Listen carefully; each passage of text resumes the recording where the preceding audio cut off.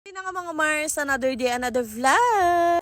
Ayun na nga mga Mars ko, marami nga nagtatanong kung magkano nga ba daw lahat ng nagastos namin para sa surprise birthday party kay Tantan. So hindi nga lang sa may Jollibee yung tinatanong nila, kundi pati na nga rin sa mga iba pa namin ginamit, sa mga backdrop, mga loot bags at kung ano-ano pa. So wala na nga rin sana kung balak talaga mga Mars ko na gawan nga ng video to, kasi alam nyo naman hindi tayo pare-parehas ng pagkakaintindi. Dahil sa iba nga kapag nagsasabi ka ng mga expenses mo, iba na talaga yung dating sa kanila. Pero ayun, since tayo nga ay content creator, merong mga nanonood sa atin na naku-curious, humihingi ng idea, nagtatanong, ay talaga namang dead man na tayo dyan. So natadad na rin kasi talaga ako ng katanungan mga Mars ko, and hindi ko naman sila isa-isang ma-replyan at baka masampal tayo ni Meta. Kaya naman mga Mars ko, eto na nga, it's not to brag but to explain. Hala?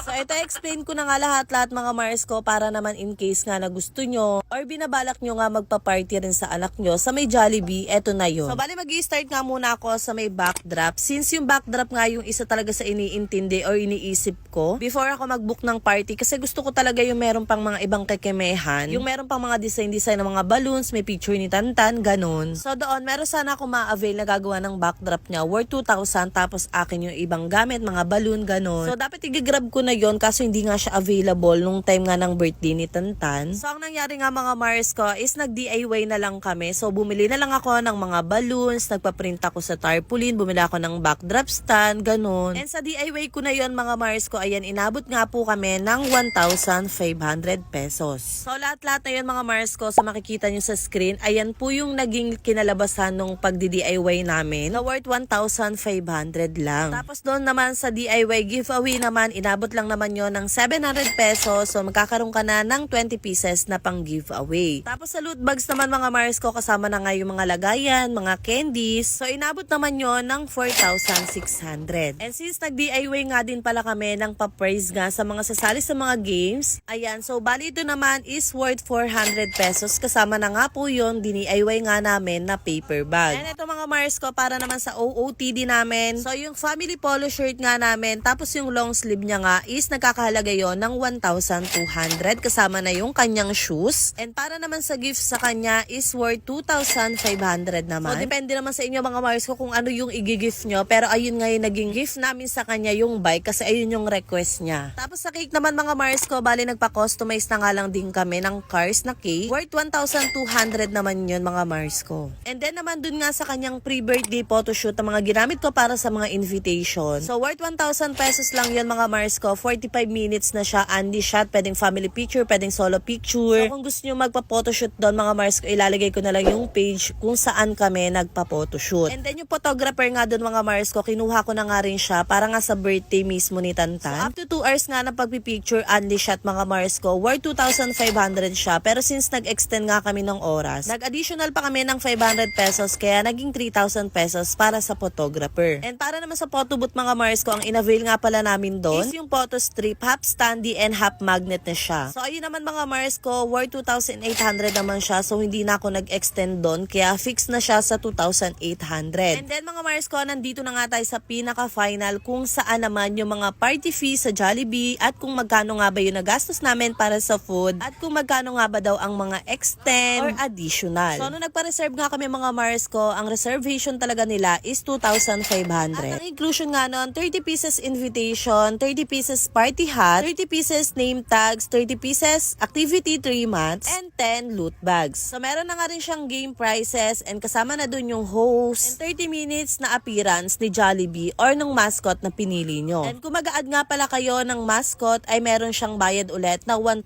pesos. And 2,500 lang yun mga Mars ko, pero nagpa-add sila ng 500 pesos para nga daw sa deposit. Doon naman sa food, pero refundable naman yun once na mag-payment na kayo sa lahat-lahat ng babayaran nyo. So pinakaunang babayaran nyo lang talaga doon is yung 3,000. And sa food naman mga Mars ko, bali nag-create your own meal kami. So pagkabook ko nga doon mga Mars ko, meron na kaming 6,035 for 71 packs. And then nung malapit na nga yung birthday ni Tanta, nagpunta nga ako sa branch nila para nga nga magpa-add yung S2 which is yung spaghetti, fries, and drinks. So 71 packs din yon, worth 7,029 pesos. At dahil gusto ko na nga i-close yung packs for 100, ay nagpa-add na ako nung kanilang super meal na 30 pieces. So meron na yung chicken, rice, spaghetti, drinks, and fries. So worth 5,310 naman yun mga Mars ko. Total of 18,374. Pero yun nga mga Mars ko, expected ko naman talaga na nasa 150 packs talaga yung lahat ng na-invite namin. So lahat-lahat nga kami umabot ng 141 packs. Kaya naman nag-additional pa nga ako ng 40 pieces ng super meal nila na inabot naman yun ng 7,080